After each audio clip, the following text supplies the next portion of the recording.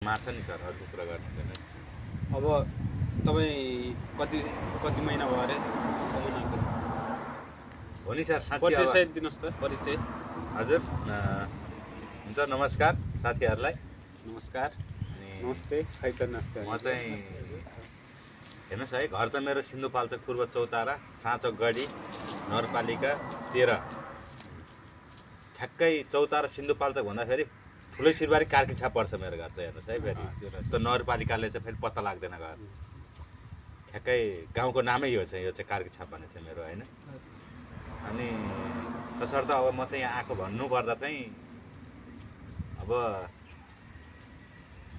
7औं महिना चल्दैछ। अब वर्षौँ महिना त कहिले चल्यो थाहा छैन, हेर्नुहोस् है।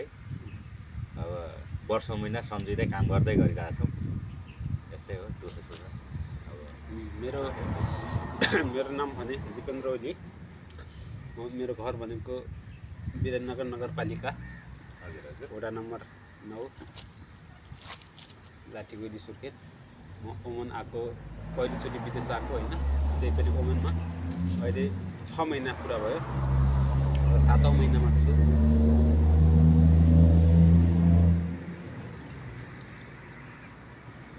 हजुरको परिचय। मेरो नाम चाहिँ जगत घिसिङ। तपाईँको तपाईँलाई अवगतै होला, काभ्रे जिल्लाको जगत घिसिङ छ। तपाईँको नेपालको स्थितिलाई हेर्दाखेरि, देश गइरहेको अवस्थामा हेर्दाखेरि, यो खाँडे मुलुकमा पसिना बगाएको युवाहरू देख्दाखेरि अचम्म लाग्दो छ। चेन्जी त निस्किएको तर ठुलोबडालाई मात्रै निस्कियो।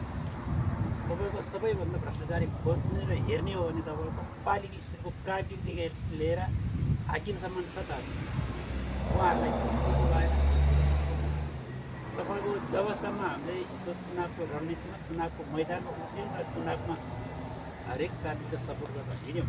ढल्ने हो कि यार। सपोर्ट गरेर हिँड्ने क्रममा तपाईँको जितिसकेका साथीहरू 1-2 जना हुन्छ, फोन गर्दा उठाउँदैन, ठुल्ठुलो कुरा गर्छन्। त्यो जेन्जी भन्ने चाहिँ पालिकामा छैन रहेछ। ल त्यसको उत्तर लखडी सबै लखड्नुपर्छ नि। त्यसको उत्तर तपाईँ दिनुहोस्। अब जिन्दगी भने चाहिँ सर, अब छ चाहिँ सानो ठुलोलाई उत्रे होइन, हेर्नु, सानोदेखि ठुलोसम्मलाई उत्रेको जिन्दगी हो।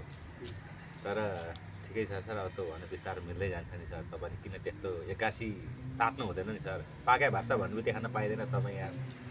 हजुरले नबुझाए पनि मैले नबुझाएको, अलिक गाह्रो पर्छ मलाई। त्यसो हो, तपाईँको योजनाको नाममा, विकासको नाममा करोडौँ बजेट छुट्याएको हुन्छ। अहिले पालिका भयो, त्यो ठिक छ। हजुर हजुर, हिजो हामी हाम्रै काभ्रेको कुरा गर्दाखेरि तपाईँको 87 गाविस 3 नगरपालिका हुँदाखेरि जम्मा 40-45 करोड बजेट छुट्याउनु पाएको थियो। अहिले पालिका भयो, एउटै पालिकामा तपाईँको 40-45 करोड बजेट आउँछ। पनि भ्रष्टाचारको मूल नायक त अहिले त पालिका पो भएको छ त। कसरी भन्नु होला भने तपाईँको आफ्नो कार्यकर्ता समिति बनाउने, त्यसबाट कमिसन पाउने, विपरीत पार्टी, विपरीत पक्ष, विचारधारा विपरीत भएकोलाई तपाईँको समिति बन्न पाउँदैन। त्यो ठाउँमा जेन्जी त निस्किया थियौँ, तर पालिकामा किन लागु भएन भन्ने कुरा चाहिँ मेरो के छ। ल ठिकै छ। अब म चाहिँ यहाँ ओली सरलाई नै दिन्छु यो चाहिँ केही कुराहरू। एउटा गीत गाइदिनुहोस् सर तपाईँले। एउटा गीत गाइदिनुहोस्। म चाहिँ ओमान आएर एउटा चुटकीलाई भन्न हुन्छ सर। चाहन्छु। तपाईँको यो चाहिँ के अरे हिन्दीमा, शराब पीने से पहले बोतल तोड़ दिया, जब तेरा याद आया खाना भी छोड़ दिया। वाह वाह वाह वाह। तपाईँ एउटा गीत गाइदिनुहोस्। होइन सर, म पनि जान्न चाहन्छ। यो गीत चाहिँ सर मैले वहीँ जन्मिँदाखेरि कोक्रा हालेर छोडेर आएको। हस्, आजको कार्यक्रम यही समाप्त भएको घोषणा गर्दै म पनि बिदा हुन्छु। हस्, नमस्कार। नमस्कार।